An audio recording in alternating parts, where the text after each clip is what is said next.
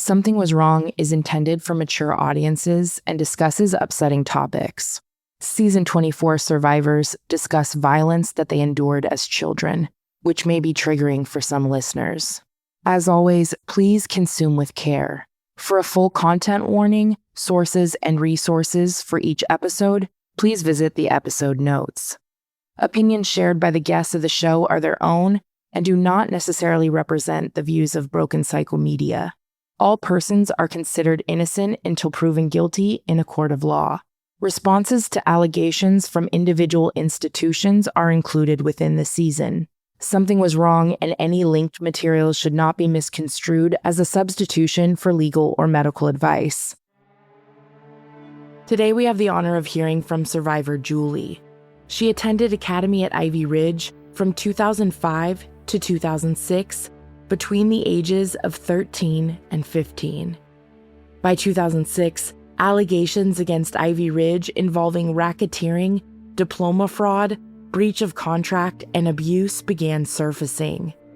Then, December of 2006, Ivy Ridge was told by the New York State Education Department that it was denied diploma authorization, flagging health and safety deficiencies alongside academic concerns. However, knowledge of these issues were not widespread at the time, and enrollment continued until 2009, when Academy at Ivy Ridge finally shut down. I'm Tiffany Reese, and this is Something Was Wrong.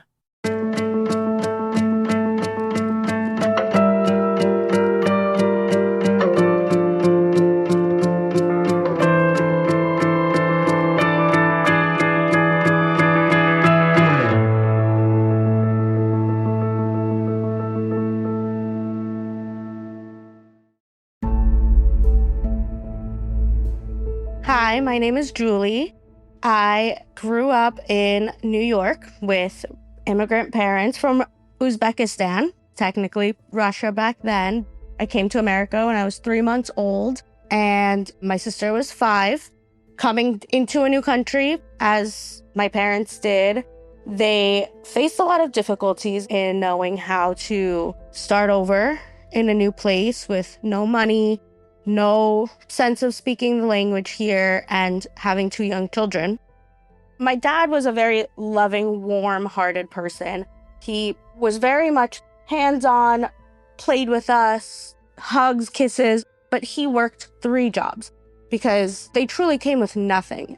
So their focus was, we need to make money for our family. And today, my dad actually looks back on that and has said that he regrets having to work so much because he feels like he missed out a lot on our childhood. My mom was more of the leader in the house, so she was the one who was more the disciplinarian, managing the finances, managing our schedules, but she also had to work a lot. Her personality was very different from my dad's. Not that she wasn't a loving mom, but the way she showed love wasn't hugs and kisses. It was more so trying to have some kind of structure in our lives and build up our family to where we can be comfortable here. It was definitely difficult for them because they didn't know how to balance work life and home life. For them, it was work, work, work. We need to make money. We need to have a stable household here. We'll come home and our children will figure it out. My sister and I were sort of raised by our grandparents for a while, and then babysitters. My sister, of course, being 5 years older, started going to school before me. We grew up in Brooklyn, and it wasn't really the best environment. The schools in Brooklyn were, not that they were bad schools, but there was not a whole lot of measures taken that should have been taken. My sister was heavily bullied in school, and nobody ever addressed that. She was left to her own devices to deal with it, and so she got in with the wrong crowd. As a young child, I was seeing her friends partaking in smoking weed. She was staying out late. She was the cool older sister. By the time I got to 12 years old and I started making new friends in my school, I gravitated a lot toward people who were similar to my sister's friends. On top of that, my sister's older friends knew me. So they would see me out in public and they would make me feel cool. Like, oh, hey, Julie. Or, if you need anything, I have your back. As a young child, look at all these older, cool kids. that are saying they're going to protect you.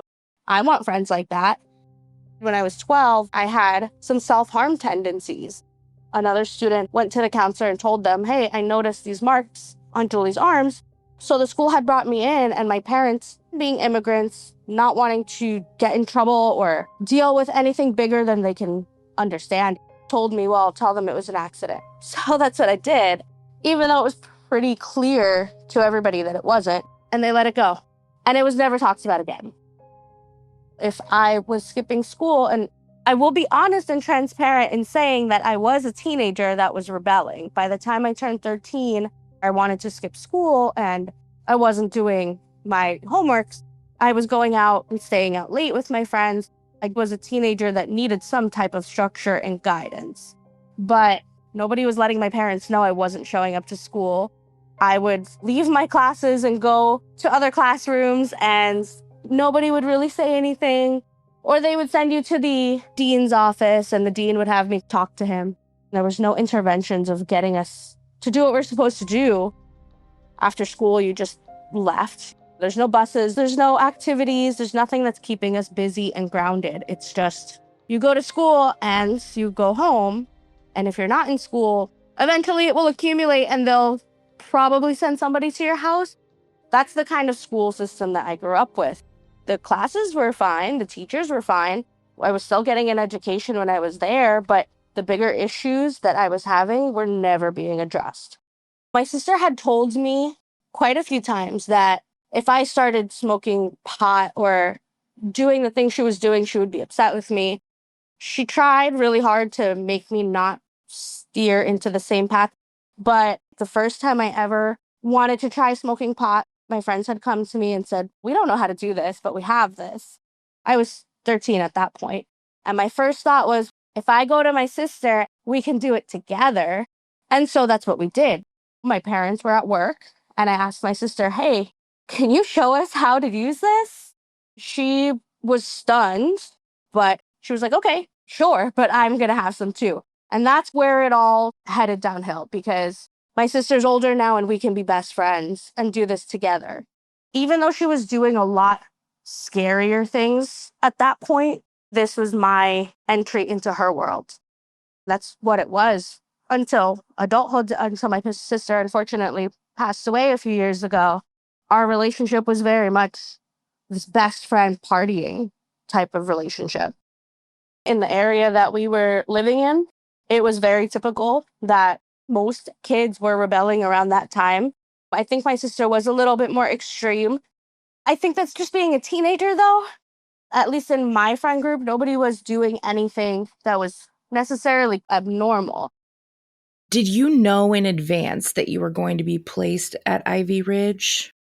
I have a family friend who went away. We didn't know what happened to him. One day we saw him, and the next day he had disappeared off the face of the earth. My parents were very close friends with his parents. They had spoken to them about what happened, where's your son? And they told my parents, well, we sent him to this place, and that's where my parents found out about Ivy Ridge. They got brochures, they looked into it, they talked to a few recruiters from the program, and they brought it to my attention.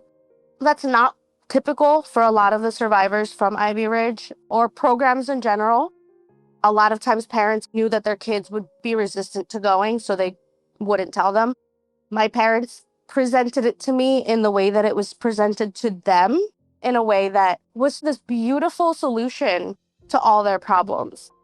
This is where your friend is, and he loves it. It's helping him so much.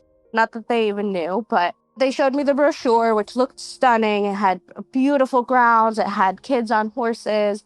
And it very much looked like this college campus, beautiful building, beautiful greenery. And they said, this program, it provides a lot of structure, but you'll finish school in time because I was in danger of failing. So that was the biggest thing that my parents were concerned about. They said, this will help you catch up with your school and look at all these programs they offer. It sounded really nice. I was like, I have my friend there. I'll make new friends. It sounded like a break from the real world. They assured me it's only for 1 year. Once that year is up, we will come pick you up. No questions asked. I thought it sounded awesome. The day came, it was April 12th. My parents drove me. I slept in the car the whole time. It was an 8-hour drive. And once we got there, the building looked really nice from the outside. There was the main building and then there was dorms behind it. Well maintained for sure. Once we walked in, that's where things got weird. There were 2 locked doors where they had to have a key card to open it. And then they very quickly wanted to rush us into the director's room. But as we're walking in, I looked over to my side and I see a bunch of girls in uniforms. It was weird because you would expect that somebody would look at you, smile, but this wasn't that. They were standing in very straight military style lines and not one person turned their head to look at the new girl that just walked through the door. That was the first sign of I'm a little uncomfortable. My parents were very focused on the intake. A few years back, I had brought that up to them. Like, did you notice that something was wrong, or did you really believe that this program was the best thing ever? And my mom had stuck to her guns for a very long time of, no, the program was everything that we needed. It was what saved your life. My dad, though, he was honest and he said, no, I knew when I walked in and saw that this wasn't the place that we were told it was. And it surprised me because I hadn't heard that from my parents ever. He, to this day, apologizes for it. But he said at the time, we thought that this was our best shot. And I think part of being immigrant parents played into that because my parents were raised very differently where they came from. It was normal for them when they were growing up to be smacked by their teacher. Once they got into the older grades, they were working in fields, collecting cotton. Their experience, it was very different. So the American school system was already a huge change for them. My parents signed some papers and they gave me a hug and they said goodbye. As soon as they left, I was taken by one of the other staff members.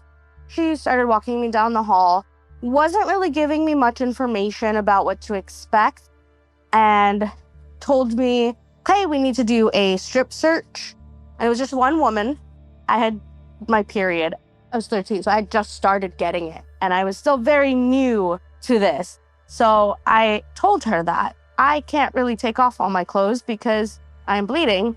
She said, you still have to. I was very uncomfortable, very scared. I've never had to get naked in front of anybody, including my parents. There was no sitting down making me comfortable first. It was, this is what you have to do right now. It was not just taking off my clothes. I had to lift up my breasts. I had to jump up and down. I had to bend down and cough. I don't remember that anybody touched me or anything like that. They made me do all of it.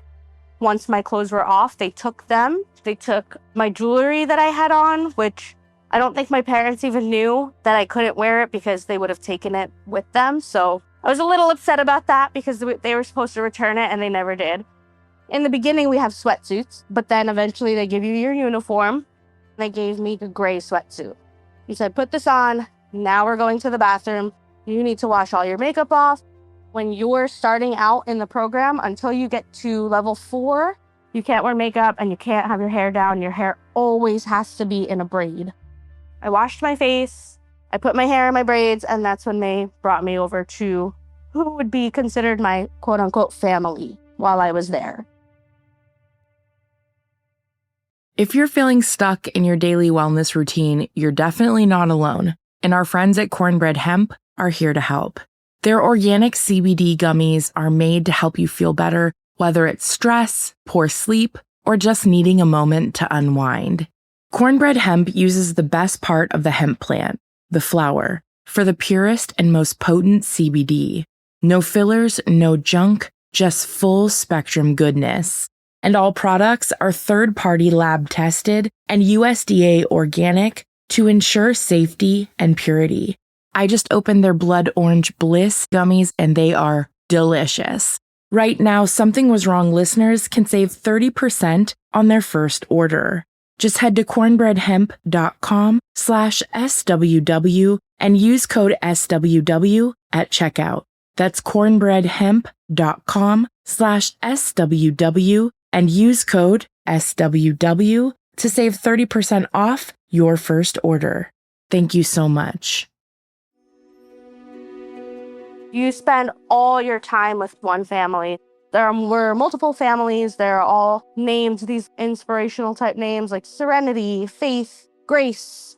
They put me in Grace before switching over to Integrity family after. But the girls that I was with were the same girls always.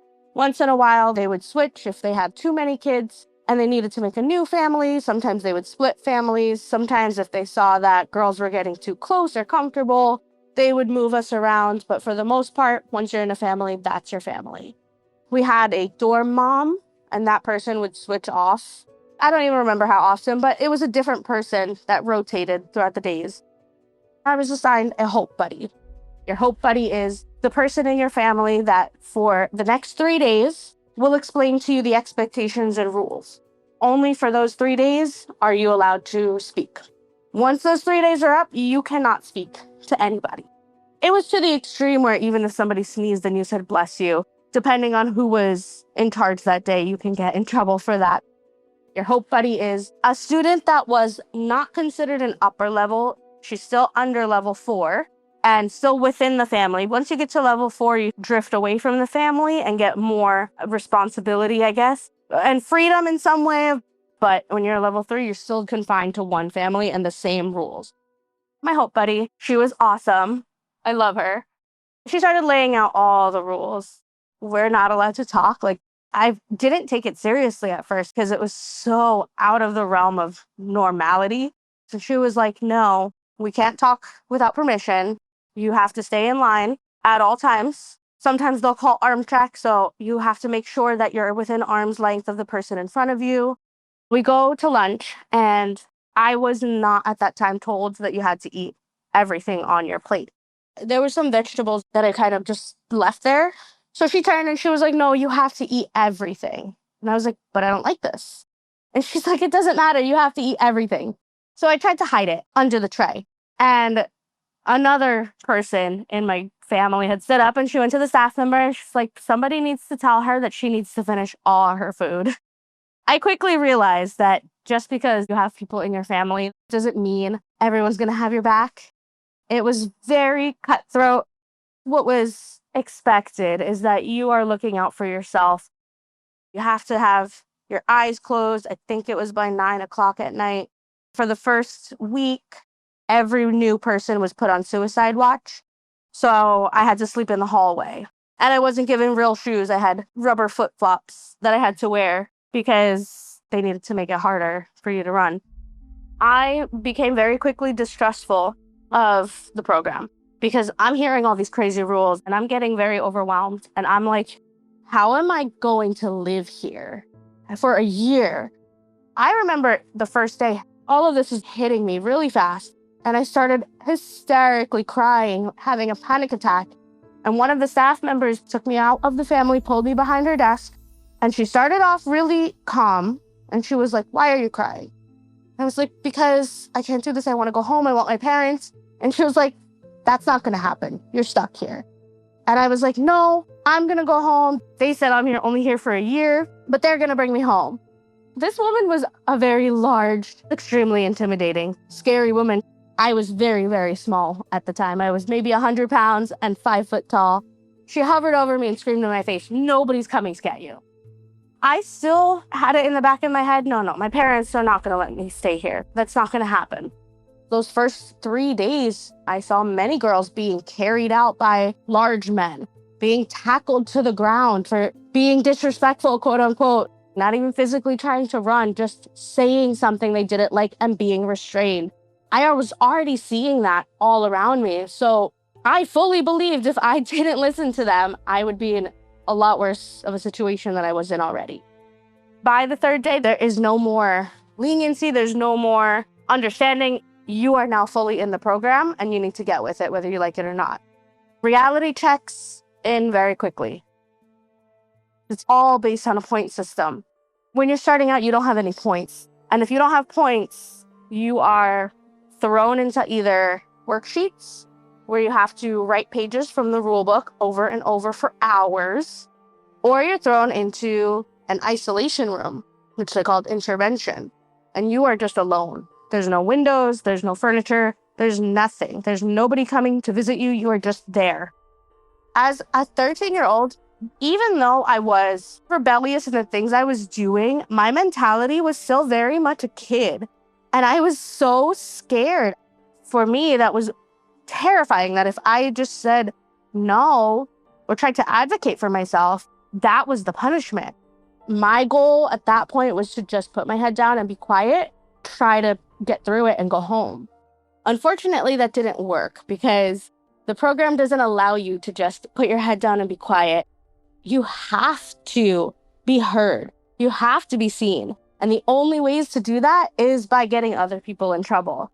It was on us as the kids to hold each other, quote unquote, accountable for the smallest things.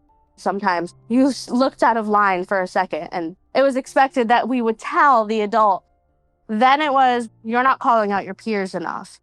I felt horrible doing that to people, especially these people who I'm living with every day. There were some girls that I was terrified of because they were so, I don't want to say mean because we were all going through the same thing, but they were so programmed at that point that they had to do this. And they took it to the next level where it was kids abusing kids, essentially, because it was so cutthroat.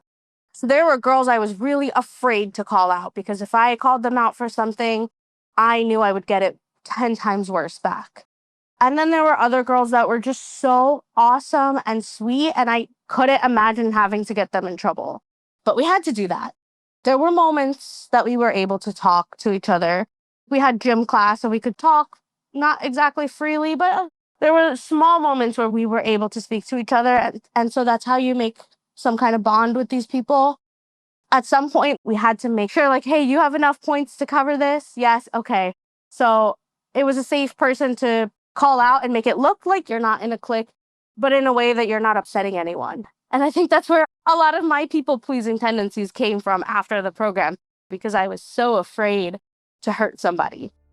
The girls who were the most vocal, the most authoritative towards the other girls, those were the ones that staff idolized, and they would lift them up to be these perfect examples. And those were the ones that would soar in levels. Some people don't have that in them. I don't have that in me. It screwed me up so hard because I felt so bad that I had to hurt somebody to get somewhere. I wanted less attention. And I still do that to this day. I still will walk around in spaces and make myself physically smaller. And it's because I felt like the girls who were getting attention were more likely to get physically hurt or scrutinized in some way. And that was the biggest mental challenge, not having anybody, because we're all in the same boat, but we're so encouraged to be against each other that there's nobody who is truly in your corner that you can trust. I had it in the back of my head. I'm only here for a year, so I don't have to be so cutthroat. I can maybe skirt by until about a month in when they had my parents write me a letter saying, I know we told you you're only there for a year, but actually you're going to be there until graduation. So you need to work your program. Is this the first you talked to them? In the beginning, we were allowed to send a letter once a week and get a letter twice a week. And the first couple of letters were like, we miss you. We hope you're doing well. We love you. One of the first letters I was allowed to send home had to be a confession letter to my parents. And everybody had to do this their first week there. Essentially, it was confessing to all of the bad things that you did at home, taking accountability for it and stating how you were going to be better. So I had written a confession letter. They read it. They gave it back to me. And they said, you clearly didn't write everything that you've done. And I'm looking at it and I'm like, well, I was honest. I wrote that I smoked pot, that I was drinking alcohol. I wrote that I was cutting school. I put everything in there. And they were like, no, you didn't. This isn't honest. We can't send it. You need to add more. But I don't know what to write. So I started just adding some extra details. The second time they were like, no, you're still not being honest. They started putting stuff in my head too, like, you must have done other drugs. And I'm like, no, I really didn't. Eventually, the third draft was me writing that I did pills and that I had lost my virginity, both of which were not true. But that was the only way that they finally sent that letter home and were satisfied with it. So my parents are getting this confession letter, and it looks like the worst thing they could have possibly imagined. And I can't tell them that half of it was over exaggerated or just completely not real. The communication was not even just monitored, but it was so manipulated. Looking back and finding all of those documents made it so crazy to see, because they did give our parents some letters where we were saying exactly what was happening. I'm seeing kids getting beaten up. I'm not being fed in this room today. And they would spin it in this way to work in their benefit. Let's say in that moment, I'm making progress. My parents just had a phone call and they heard good things.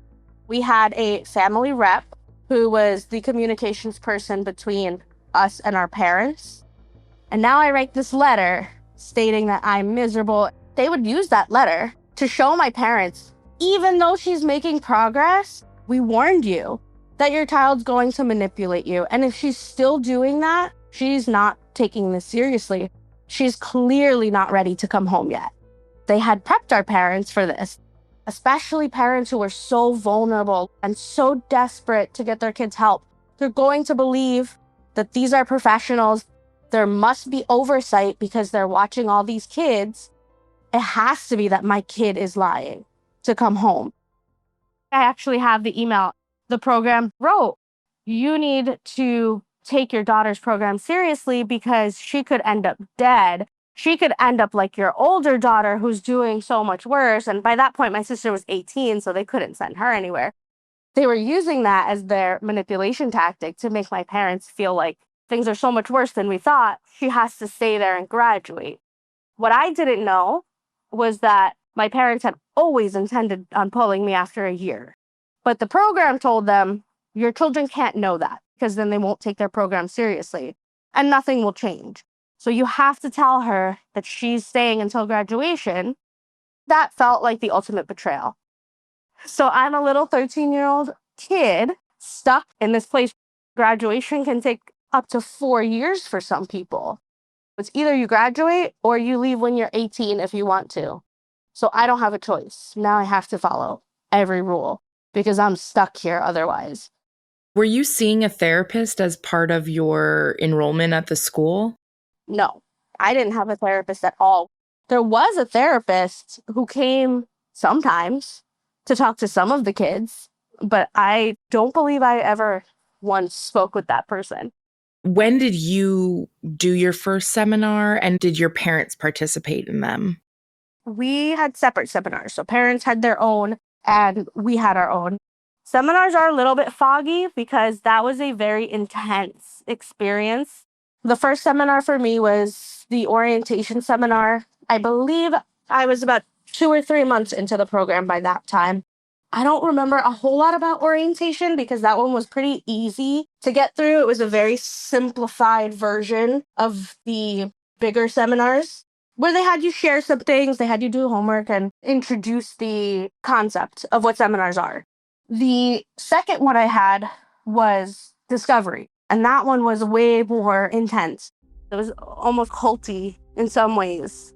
I remember there was an activity where we had to go in a circle, and the scenario was that we were on a lifeboat.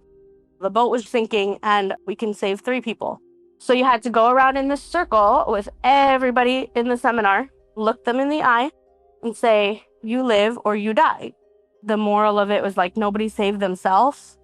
It was just supposed to be this thing that we realized on our own, like, oh, look, you're so quick to save other people and kill other people, but you don't care enough about yourself to save yourself. So this is why you need more help. We had sessions where we had to talk about our traumas. At 13, I didn't really feel like I had traumas, but if you didn't break down crying, they would actually make you leave the seminar. I had to wait a few weeks to go to another one because once you're out, you're out.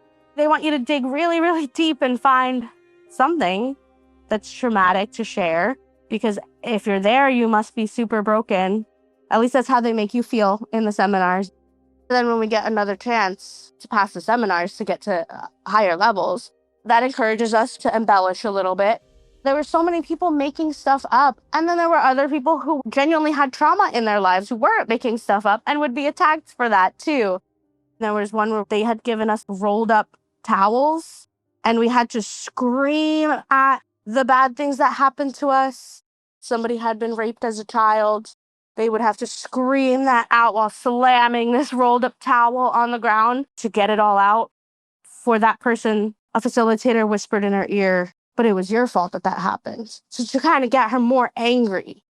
It was so awful because so many kids were told that their trauma was their fault. I have no idea what I shared because I feel like all of that was so blocked out in my memory. I don't know what I even had at the time to be angry at 13 years old. I must have made it up, but I definitely remember hitting that towel on the ground as hard as I could because they would scream at you. You have to hit harder, you have to scream louder. And I definitely remember people whispering in my ear, trying to make it worse. And I think that was their goal in the seminars, was to wear us out physically and mentally so hard that whatever they told us, we would believe it. Because at that point, your brains are so open to suggestion. And you're sleep deprived, physically exhausted. That was another thing, that we would have to stay up super late to do these homeworks that they would give us. They were personal writing assignments, and then they would wake us up extremely early for the next day of the seminar. It wasn't just a one-day seminar, it was about 3 days long. And then they can go into molding you to believing whatever they say. I don't think my parents had an orientation. Parents went directly to discovery. And that was to mold their brains into believing that the program was the only hope for their children.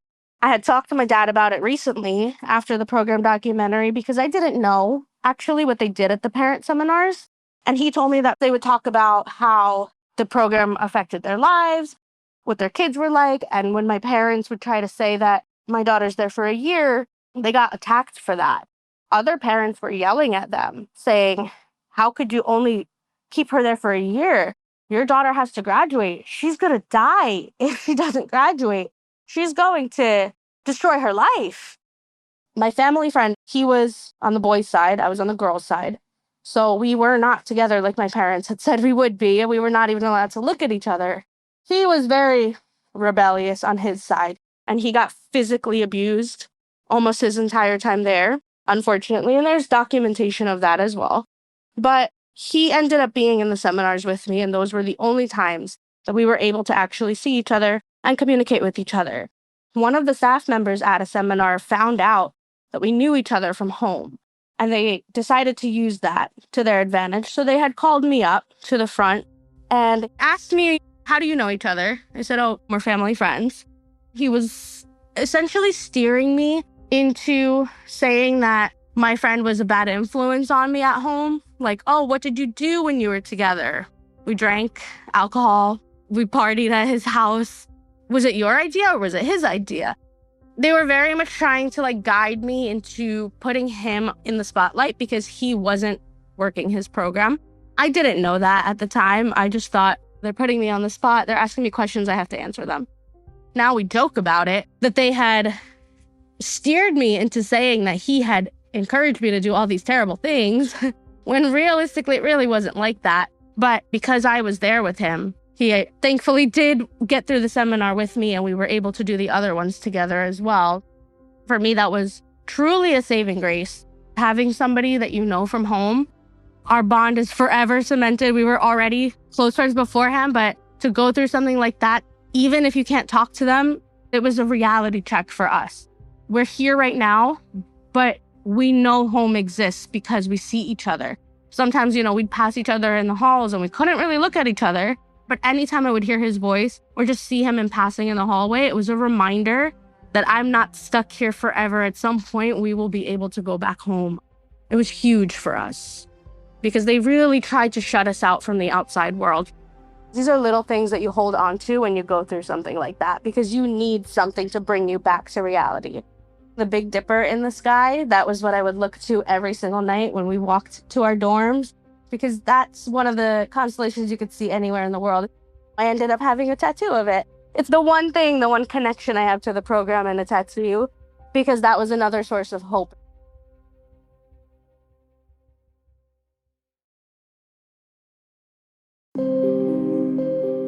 The female director had a high level of power. All the girls were terrified of her. There was no professionalism about her. She would walk around like she owns the place and that she could stomp you out like a bug if she wanted to. And I know this is referenced in the documentary. She had her special girls that were given special treatment. She would always go to them and give them hugs, but then she would purposely one day not give one of those special girls a hug or purposely be colder for no reason, but it would make that one girl wonder what she did wrong. You wanted to be in her good graces because that means you get extra privileges. It's sickening, especially knowing that there was sexual abuse happening. I did not know that there was sexual abuse happening while I was there. The first time I had to interact with her was when I was trying to level up to level 3, and she had to sign off on it. So I had to go to her office, and I was shaking. She had been sitting on her desk, legs spread out wide. She made sure to be sitting in a position where she would look down on me. She wouldn't even look me in the face. She asked me some questions about why I thought I deserved to move up in levels. I had answered her questions, and then she told me no and kicked me out of her office. I had tried at least 4 times before they finally approved me to get to level 3 after 9 months. You're following the rules. You're not getting in trouble. You have the points. The people in your family are voting, saying that you can be voted up to this next level, but admin is telling you no, you're not good enough. You're not doing enough. And then you see these other girls and they did it. Why can't I? That was hugely impactful for my mental health because I felt like I did everything they asked me to do and it's still not enough.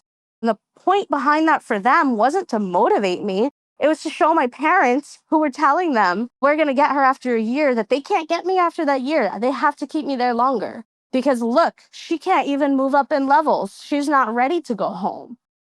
It was to the point where my parents had been emailing back and forth, and they told them, we're moving. They moved from New York to New Jersey while I was in the program to make sure I was going to a better environment. And they told them, we can't afford $50,000 for another year and our mortgage payment. And the program was telling them that money shouldn't be an issue when you're trying to save your child's life, really guilting them. What really pissed me off was Tammy's email on Thursday, February 9th, 2006, 1:15 p.m., talking about a response to you getting a red flag, which I'm gathering is like a punishment. And they're talking about trying to convince your parents to not tell you that you get to go and all this kind of stuff in many of these emails. As she says, your mom is definitely the typical Russian family, just like the blank, another family name. Which was my family friend from home. Quote, they do as they want and you cannot talk sense to them. So just blatant racism in this fucking work email that is addressed to 1, 2, 3, 4, 5, 6, 7, 8, 9 people. So it shows you the kind of racist environment they were working within if this is being casually thrown in a work email. They had no shame talking about that. If they couldn't have a compliant parent, that was the worst thing. That's truly why I was given so much of a hard time in moving up in levels, and they were giving me a hard time about every tiny little thing I did that other people were getting away with because they were desperate to make my parents change their mind. I gained about 50 pounds the 1 year I was there. They would give us very carb-heavy food that was very fattening. We had to eat all the food. That was hard for me. I had a normal relationship with food before that, and here I felt like I had to stuff myself, and we also had limited time on top of it. So you were almost speed eating and trying to get it all down. And if you didn't finish it, you would get in trouble for not finishing your food. Toward the end of my stay, they started implementing a 50 or 100% rule. You can choose to get half portions of your food, but they made the half portions really small. After being there for months and months and months and being forced to eat 100% of your food, now that's your new appetite. Children just need such different things when it comes to nutrition.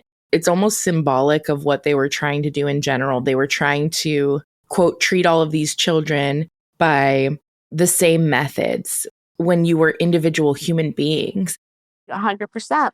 My body went through such a level of stress that I had gone there having gotten my period. That was probably the second time I ever had it, to not having my period at all until about 11 months in. I had never had sex. They tried to tell my parents I was pregnant because I wasn't getting my period.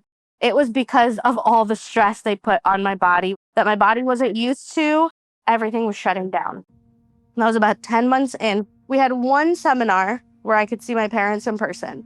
We were warned, you try to manipulate your parents, you will not get through the seminar and we will drop you back to level 1, 0 points, and you will start from the beginning.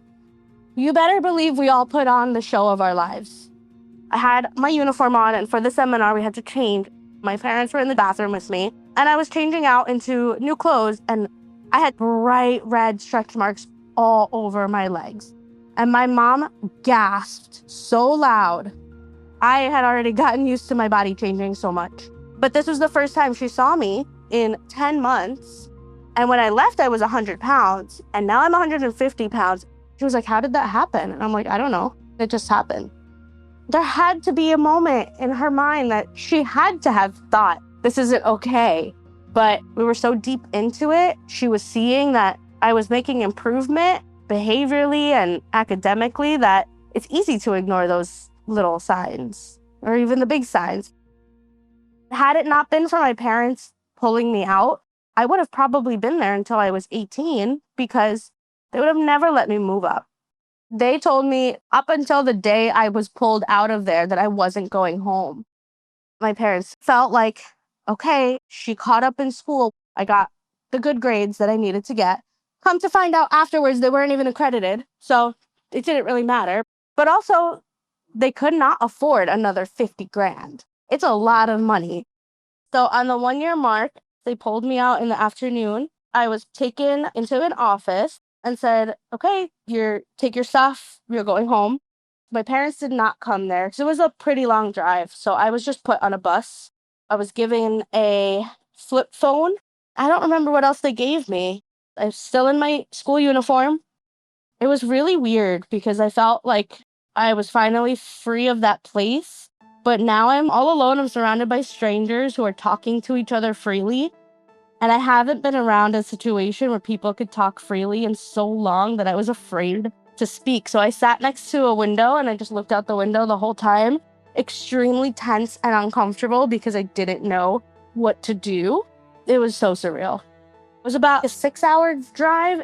My dad met me at the bus station. My parents bought a new house in New Jersey. So I came out of the program straight into a brand new town and a brand new house. So there was no immediate sense of normalcy.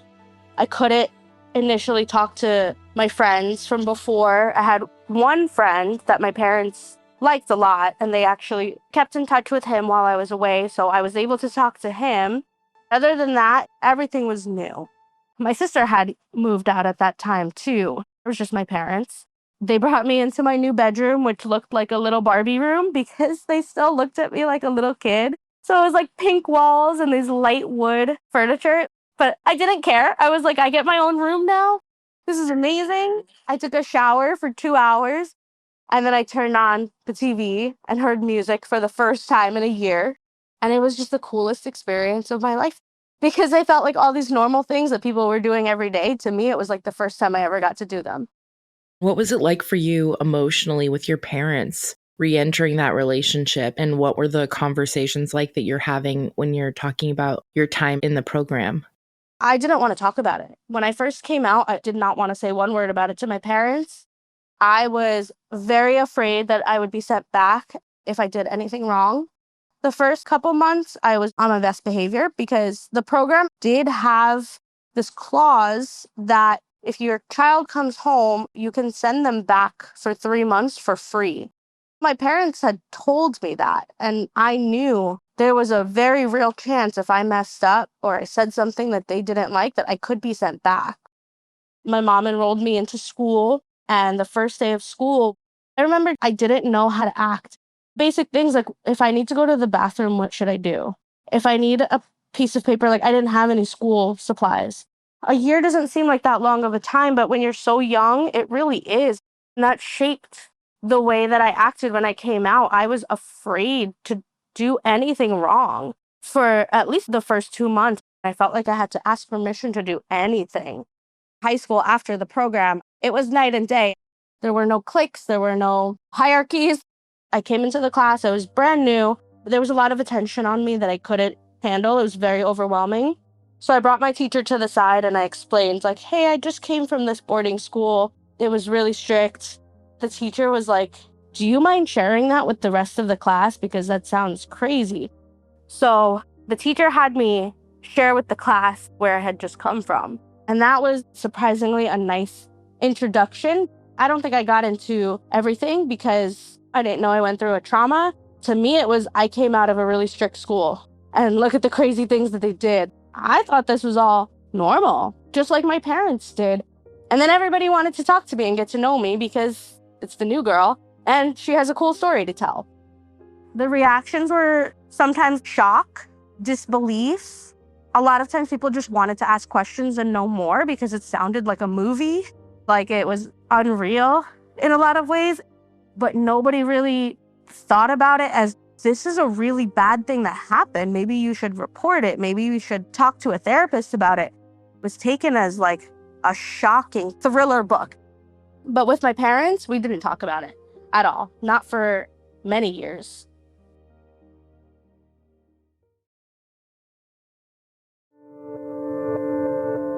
There was always something in the back of my mind that knew what I went through was traumatizing, but not enough that I could express it verbally.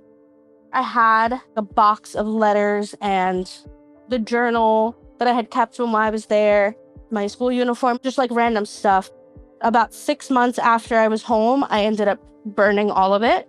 I got really angry just knowing it was in my room and I burned everything.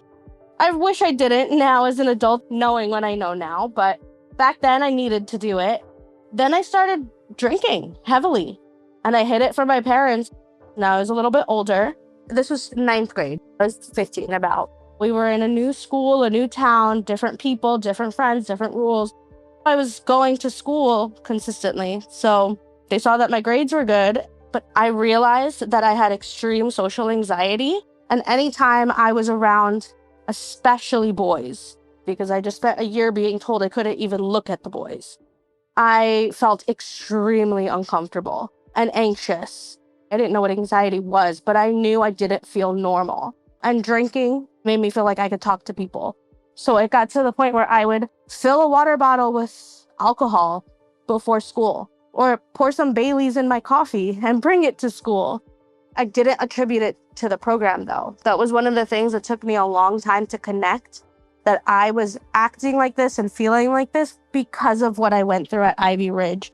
Initially, I just thought that this was my personality. I don't know why, because I never felt like that prior to the program. But after, I just felt like, oh, maybe I'm just an awkward person. They had made you so conscious of every single word you uttered. Yes, it was hard to get out of that mentality. I was so hyper-focused on how I looked to others and how I sounded to others that I couldn't be a normal kid anymore. It was hard too because my family friend had gone out of the program. He struggled a lot more when he came out. There is a document that details how he was sat on by 3 large staff members and they physically assaulted him to the point that his eyes were bloodshot. He had scratches and bruises all over his body. He was so used to being regularly abused that he came out and his mental health was in a very bad state. So it was hard for me to see him struggling like that. We really didn't talk a lot about Ivy Ridge. We tried to forget that part of our lives. And then as we got older, he was feeling like the program saved his life because that's what we were told that we had to believe. Even though we had gotten into all this trouble after I had gotten arrested for possession of marijuana. When I was 16, I was going out and drinking. My parents at some point knew. They still were convinced that the program saved us. He internalized that. He felt that if he went through everything he went through, it must have saved him. We got into a lot of heavy conversations about how it doesn't matter that you didn't follow their rules. You didn't deserve to be abused. It was hard for him to finally get to the point of seeing it that way. Because if we justify it, it's a lot easier to live with that. I was only 13 at Ivy Ridge. I came out at 15. I went through way worse rebellious phases because my mental health was plummeting and nobody wanted to hear it. And then I grew out of it. At some point, it was just, I don't want to live like this anymore. I don't want to drink. I don't want to smoke. I don't want to party. I'm going to remove myself from these spaces, be an adult. I want to be a teacher. And that's what I did. I went to school and I became a teacher. My sister had a daughter. I wanted to be there for my niece. Then my sister passed away and I adopted my niece. So for me, life completely changed. I think had I not gone to the program, I may have actually gotten a lot more well-rounded a lot sooner because my mental health wouldn't have been what it was. I still have contact with a lot of the people that I knew back then who were in very similar, if not worse, mentalities as I was. Looking at these people now, there are people who have fallen into their addictions who are not with us anymore, who are struggling. But the vast majority of people I knew back then are very successful today. They have children, they have beautiful families. They are such well-rounded adults. For my family, it was very difficult for them to admit that the program was a negative place because we lost my sister and we lost my cousin to addiction. They see me as an adult now. I have a family and I'm doing well and I have a career. And it's hard for them sometimes to not connect that to the program and say, well, look, you went there and now you have this great life, but your sister and your cousin didn't go and they're not here. Forgetting all of the negative that came after I left the program. Did you participate in the documentary, the program? I did not. I know that Catherine was working on it for like 10 years. This was her baby. And I had gotten a message about it years before it ever came out, asking if I wanted to participate. I think everybody was given an opportunity at some point, but it was long before I had gotten my files back. I was still not in a place of fully understanding what I went through. At the time, I wasn't ready to be a part of it, but I was really happy that somebody was doing something, at least talking about it, because at that time, nobody knew anything about these programs. This was not a conversation. So the fact that somebody wanted to make a documentary, even if it was just a personal project, I thought it was super cool. And I was excited to see what came out of it. Years later, when they said it was a Netflix documentary, it was mind-blowing because this was truly the first time that we felt people wanted to know what was happening and people were listening. When the documentary came out, people I knew in my own life had no idea that I went to Ivy Ridge. And when they found out that I went to the place that they talked about in the program, the conversations that were brought out of that were incredible. I imagine it can bring on a lot of emotions at once. It was hard because there's definitely a lot of things that we block out with trauma that our brains purposely try to protect us from remembering. And the documentary brought out a lot of those memories. The people who were involved in it, I was there with them, so I knew them personally. And hearing their stories reminded me of the times that I was there and even saw some of the things that were happening. It was jarring initially because there were staff members that were shown in that documentary who I had very bad experiences with, and it brought out those experiences that I hadn't thought about in 20 years. Thankfully, I had a good group of support with me in my personal life to watch it with, but also in our survivor community, we have become really, really close in our bonds. I was really quiet for a few hours after. There were too many things that I hadn't thought about in too long. Like a lot of the seminar stuff was blocked out for me, and seeing them recreate some of it was re-traumatizing in some ways. But then I watched it a second time. I've only ever watched it twice, and I felt a sense of calm. I was able to open up new discussions with my mom, who until this point was still in extreme denial and thinking that the program did something amazing for me. After she watched the documentary, she actually had sent me a very long text. She said that she knew there was structure, she knew that it was strict, but she didn't know it was to that extent. And I think hearing it from so many other people not just from the documentary, but online too. It finally hit her that the things I have said throughout the years as an adult were true. And she was, for the first time, able to apologize and see it differently. And that was insanely healing for me because I never thought I would get that from my mom. She's become so much softer, especially with her grandchildren. She's very loving and she listens a little bit better now. If I'm telling her something, she's not so quick to be like, no, that's not true, or you're wrong. There's always going to be things, but I feel like our relationship right now is in the best place that it's been ever. When I found all my documents, my family rep, I actually reached out to her. I wanted to see what she would say. I had messaged her on Facebook and I said, I know it's been a very long time, but I just wanted to know from your perspective if you knew what the place was and how they treated us. We've all seen the documents of how family reps were made to manipulate parents into keeping their kids in there as long as possible. So I was just feeling curious about hearing things from your side. I feel like she lied completely about her involvement and tried to downplay everything. She said, oh, I just heard that there were some former students that have been going into the building and looking at old files, including employee files with our private info on it, which I didn't see any of the staff files, but I did see when I went in there copies of birth certificates, social security cards, bank account information of students and families all over. They had just dumped it. So then she said they had proof the family reps were paid 10 grand if they kept a kid there past 18 with 2 question marks. There was actual documentations that they got stipends for keeping us there longer. She goes, as far as my side, I don't really have a side of the story. I resigned from there because of something I witnessed before they closed. I reported what I saw to the appropriate chain of command and left soon after I filed the complaint. I don't know who you're sharing this with, but I would appreciate any of my private info not being shared or associated with Ivy Ridge. Of course, she didn't want her name associated with anything. And then I said, I haven't yet been in the building, but I know my personal files are in there and pretty much everyone who was ever associated with that place. Eventually, I would like to get those back too. She responded, if you ever go there, let me know. I'll go with you providing we don't get arrested for trespassing on private property. I'd like to get rid of my own files as well as some of the people I worked with that I still keep in touch with. I honestly had no direct knowledge about any backdoor stuff that went on. I had heard things, and the only time I saw something was when I resigned afterwards. I've heard terrible stories from past students that were there before I worked there, but then I've also heard from other people who may not have liked how it was structured, but that they didn't suffer any type of trauma or anything that stayed with them. So I honestly don't know what went on there. I was so annoyed with the way she was responding and trying to so blatantly remove accountability from herself.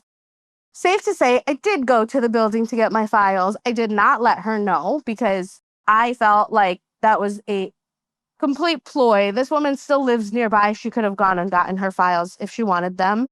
In the early stages, it was just like 1 or 2 former students going in, getting their files and leaving. Then it became a big operation of everybody deserves to have their files back. We're going to get it all out. And they did. All the staff members that were involved, there was never a consequence for them. Some of them are still working with children. Some of them are working in psychiatric centers. And I think that's terrifying because they were some of the worst offenders. And now we need a conversation about the fact that this is still happening to children right now. Because at this point, it's not about us. Unfortunately, the laws don't work in our favor. There are statutes of limitations for child abuse, but maybe there's something we can do for the kids that are still in programs like this. I do hope this brings out some awareness, and parents especially take a lot of time in researching who they're leaving their kids with. And if their kids need help, because there's a lot of kids out there who are struggling and they need help, there are ways to find that for them. There are better options out there. So I really hope that this helps parents find better ways to help their kids that won't result in a bunch of traumatized humans. I could not agree more. I can't thank you enough for being willing to speak with me and share all of this so openly and with so much thoughtfulness. I know it's a huge topic to tackle, and there's so many of us and so many stories. So thank you for taking this on.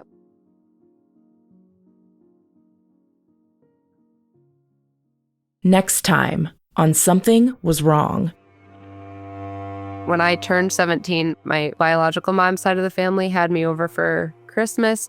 All of the aunts and uncles staged an intervention for me and said, "We believe that you're being mistreated and abused at home. If you believe it to be true, you can stay here with your aunt." I think that scared them and made them realize that I could be speaking out against their abuse. And I think that's a big reason they sent me away. My behavior that they're trying to make seem really bad was just smoke and mirrors for them to try to protect their own image.